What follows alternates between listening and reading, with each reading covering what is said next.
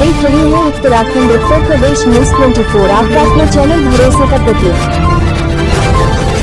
मोदी जी की भारत जोड़ो यात्रा अनूप शहर में आने वाली है और यहाँ पर काफी कार्यकर्ता जुटे हुए हैं। तो सर, आप क्या कहना चाहते हैं राहुल जी के बारे में? यहाँ कितनी देर में राहुल जी आने वाले हैं? ज्ञानेंद्र सिंह राघव, जिला महासचिव भारतीय राष्ट्रीय कांग्रेस बुलंदशहर जी। जो आज जनसैलाब और उत्साह जो 2024 के बदलाव की आहट है जी, हमारे जननायक नेता आदरणीय सांसद राहुल गांधी जी और राष्ट्रीय महासचिव भारतीय राष्ट्रीय कांग्रेस श्रीमती प्रियंका गांधी वाड्रा जी जो है यहाँ पहुँचने वाली हैं और लगभग आधा घंटे में वो गंगा पुल से हम लोग बेसब्री से हर जाति धर्म समुदाय के लोग उनका स्वागत करने के लिए लालायित हैं। आप देख रहे होंगे क्योंकि इन्होंने जाति धर्म को आपस में लड़ा करके वोट हत्या करके सत्ता हटाने का काम किया है। आज आप देखो, जब से भारत जोड़ो यात्रा पहली हुई, भारत जोड़ो न्याय यात्रा पार्ट 2 हुई, तो नफरत के बाजार में जो मोहब्बत की दुकान खुली है उसका जीता जागता उदाहरण अनूप शहर जनपद बुलंदशहर में आप देख रहे हैं। आज यहाँ सारे जाति धर्म के लोग एकत्रित होकर लाखों की संख्या में लालायित हैं कि हमारा जननायक नेता आए। आम गरीब मजदूर, महिला, व्यापारी, दलित, शोषित, वंचित, मुस्लिम सब लोगों को न्याय की एक अगर किसी से उम्मीद है तो वो जननायक नेता राहुल गांधी जी और प्रियंका गांधी जी से है। क्योंकि भाजपा के हिटलर तानाशाह ने सभी संस्थाओं पर कब्जा करके देश को छिन्न भिन्न करने का काम किया है, जिसका ताजा उदाहरण अभी चंडीगढ़ का मेयर चुनाव आपने देखा। अगर हमारे सीजीआई चीफ जस्टिस अगर चंद्रचूड़ साहब न हो तो लोकतंत्र की हत्या सरेआम करने का काम भारतीय जनता पार्टी कर रही है। उसको बचाने का काम, आम गरीब मजदूर, महिला, व्यापारी को न्याय दिलाने का काम हमारे जननायक नेता राहुल गांधी जी और प्रियंका गांधी जी कर रही हैं। उन्हीं को जो है आज सब स्वागत करने के लिए हम लोग यहाँ एकत्रित अनूप शहर गंगा पुल पर जनपद बुलंदशहर में एकत्रित हुए और हमें सौभाग्य की बात है कि यहाँ रात्रि प्रभात भी जनपद बुलंदशहर में है। हम बड़े सौभाग्यशाली हैं और आगामी चुनाव जो लोकसभा चुनाव 2024 है ये उसकी शुरुआत है और बदलाव की आहट है। सर, जैसे कि गठबंधन की सरकार सुन रहे हैं, सपा और कांग्रेस का गठबंधन हुआ है, तो क्या सपा कार्यकर्ता भी हमने सुना है उनका राहुल जी के स्वागत में यहाँ पर खड़े हुए हैं? अब पार्टी और जाति और धर्मों की बात ही नहीं रह गई है जी। अब केवल 2 विचारधारा हैं, केवल एक देश में संवैधानिक संस्थाओं पर खत्म करने वाले, फिसाद करने वाले, अतिक्रमण करने वाले और एक सबको न्याय दिलाने वाले, मोहब्बत का पैगाम देने वाले, ये 2 विचारधाराएं हैं।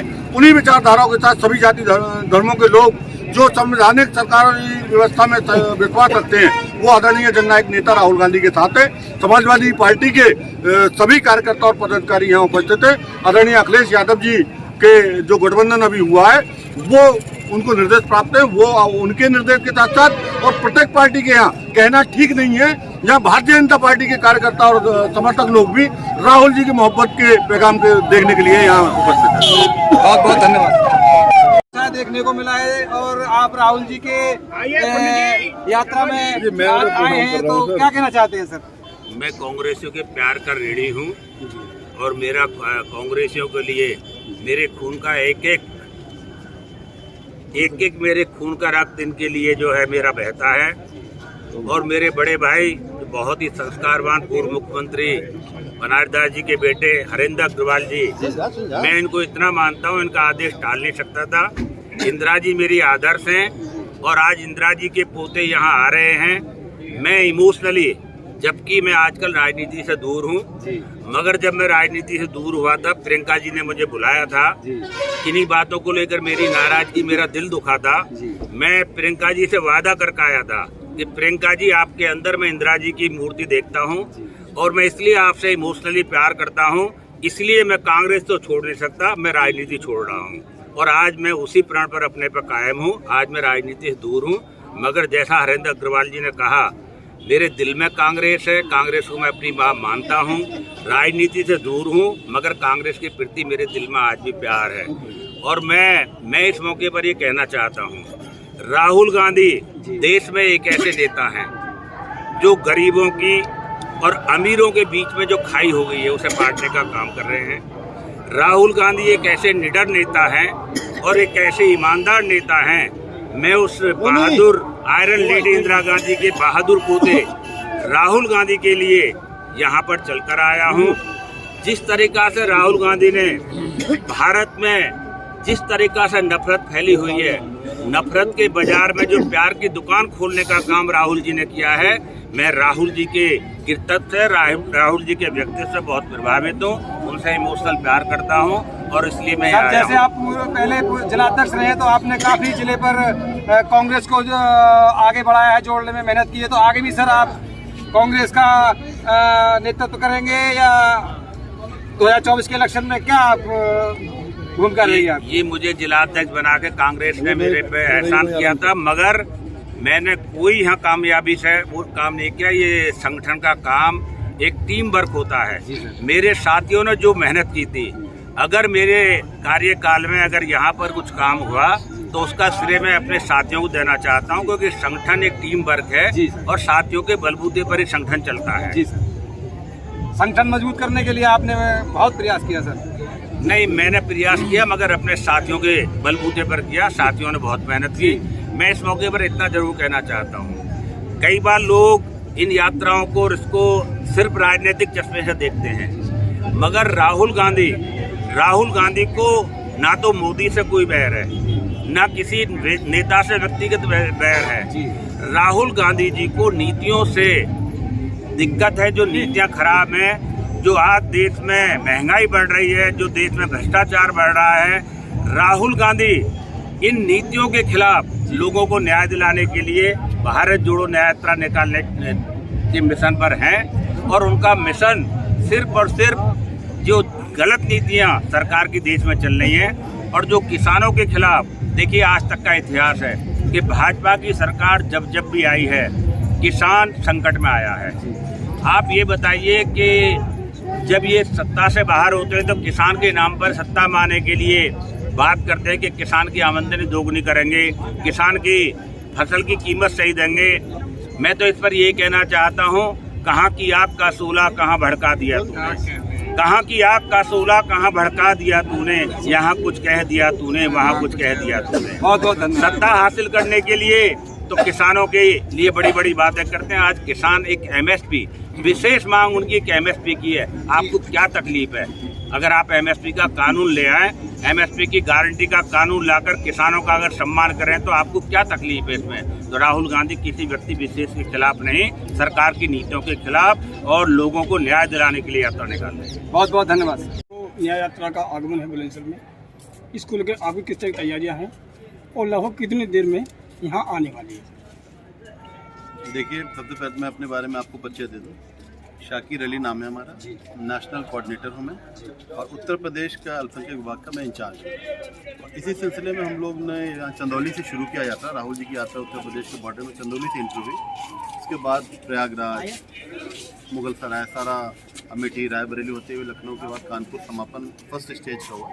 सेकंड स्टेज में आज मॉर्निंग मुरादाबाद में जन सैलाब को देखते हुए राहुल गांधी जी की यात्रा आप लोगों के माध्यम से मैंने भी देखा न्यूज़ में, चैनल में, कि जन सैलाब जैसा उमड़ा है और ऐसा लग रहा है कि ये विरोधियों को हताश करने का यात्रा है।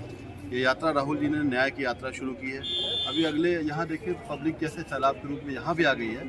आपको ये अंदेशा हो जाए कि राहुल जी चंद पलों में 4 बजे का वक्त है और मेरे ख्याल से 3:30 हो चुका, पंक्चुअली टाइम पे वो आ जाएंगे और बुलंदशहर के क्रांतिकारी धरती पे आने के बाद बुलंदशहर के नौजवानों से, बुलंदशहर के पीड़ितों का, दलितों का, मजलूमों का, उनकी आवाज़ उठाने, उनके हित में न्याय की बात करने वो आ रहे हैं। तो यही माना जा रहा है कि बुलंदशहर के क्षेत्र में, ये पंडाल में वो रात्रि प्रस्थान करेंगे। अब बिल्कुल वो उनका ये प्लान रहता है। इसके पहले भारत जोड़ो यात्रा था, उसमें मैं उत्तर प्रदेश का प्रभारी था, तो ये जहाँ पंडावल में उनका स्टे करने का है तो वहीं स्टे करेंगे और वो सब यात्रियों के साथ स्टे करते हैं, कार्यकर्ताओं के साथ मिलते हैं, जुलते हैं। राहुल गांधी न्याय की बात कर रहे हैं, इसीलिए लोग कई बार कहते हैं ये जा रहे हैं, वो जा रहे हैं। तो मैं कहता हूँ थोड़ी बहुत जब आंधी आती है तो छोटे मोटे पौधे उखड़ जाते हैं। आपको जो दिखेंगे तो वो बरगद के पेड़ और पीपल के पेड़ दिखेंगे, जो मजबूत भी होते हैं और पूजनीय भी होते हैं। और जैसे ये 2024 चुनाव नज़दीक आने वाला है, तो इस न्याय यात्रा को लेकर कितना असर पड़ने वाला है? देखिए, चुनाव अलग चीज़ है, यात्रा अलग चीज़ है। ये हम जनहित में, राष्ट्र हित में, मजलूमों के हित में यात्रा हो रहा है। चुनाव का परिणाम तो जनता देगी और जनता दे रही है। अगर ये बेईमानी ना करें, ये झूठी अफवाह ना फैलाएं, ईवीएम में चोरी ना करें, तो जनता इनका इलाज हर जगह हो। हमें तो देवों की भूमि हिमाचल से आशीर्वाद मिला है, और क्या चाहिए। तो सर, क्या कांग्रेस किन मुद्दों को लेकर चुनाव 2024 में आने वाली है? हमारा सबसे पहला मुद्दा होता है इंसानियत, मोहब्बत, एकता, अखंडता, हिंदू मुस्लिम सिख ईसाई सब एक साथ बैठें, एक साथ हमारा पंचायत हो। हमारा मुद्दा चोरी करना, हमारा मुद्दा बेवकूफ़ बनाना नहीं होता है। हमारा मुद्दा ये नहीं होता कि आपके अकाउंट में 15 लाख रुपया दे रहे हैं। हमारा मुद्दा होता है कि देश आपका है, आप देश के मालिक हो, और देश के मालिक को पैसे का प्रलोभन नहीं देना चाहिए। जनता समझ चुकी है, हर चीज़ में ये फेल हो रहे हैं। आज इन्होंने प्राण प्रतिष्ठा किया, वहाँ कोई वरिष्ठ ब्राह्मण नहीं गए, वहाँ किसी तरह के जो इनके जगत गुरु राजगुरु होते हैं कोई नहीं गए वहाँ। तो ये जनता समझ रही है। अब पूजा पाठ करना, इबादत करना वो ना सिखाएं। राजनीति जनहित में स्वास्थ्य पे, एजुकेशन पे, डेवलपमेंट पे बात करें। पूजा हम खुद कर लेंगे। तो राहुल जी की भारत जोड़ो न्याय यात्रा अनुपशहर आने वाली है, उसके बारे में क्या कहना चाहते हैं सर? देखिए, राहुल जी मणिपुर से लेकर जी यात्रा कर रहे हैं। जी आज यात्रा का 40 दिन पूरे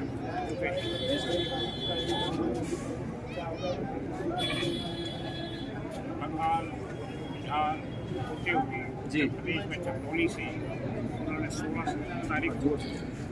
तारीख को वो उत्तर प्रदेश में आए। जी चंदौली, बनारस, प्रयागराज, प्रतापगढ़, जी रायबरेली, अमेठी, लखनऊ, कानपुर होते हुए आज उनकी 10 बजे इलाहाबाद से यात्रा प्रारंभ हुई है।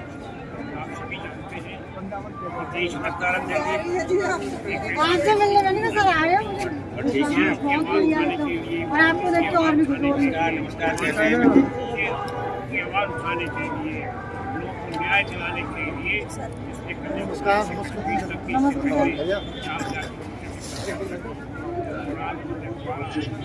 इस चीज़ में भारत न्याय यात्रा की ये के साथ अन्याय हो रहा है, किसानों के साथ अन्याय हो रहा है। आपने देखा कि हजारों लाखों की संख्या में किसान बैठा हुआ है, अपनी MSP की मांग कर रहा है। तो सरकार ने कहा था किसान उसकी उपज का उसको दोगुना लाभ मिलेगा, आज नहीं मिलता है। जी दिल्ली बॉर्डर पर कई दिनों से ये बात उठाने के लिए रुका है, लेकिन केंद्र सरकार ने वहाँ पे ऐसी भूमिका बना दी है, ऐसी बड़ी बड़ी आपने चैनलों में देखा होगा दीवारें खड़ी कर दी हैं, जैसे किसी संदेश से लड़ाई हो रही है। ये हाल ये सरकार किसानों के साथ है। किसानों की आवाज़ को बुलंद करने के लिए, जी महिलाओं की आवाज़ को बुलंद करने के लिए, जवानों को बेरोजगार हो रहे हैं करने के लिए, और जो नौजवान हैं उनको नौकरी देने के बजाय सरकार उनसे पैसा उल्टा ले रही है।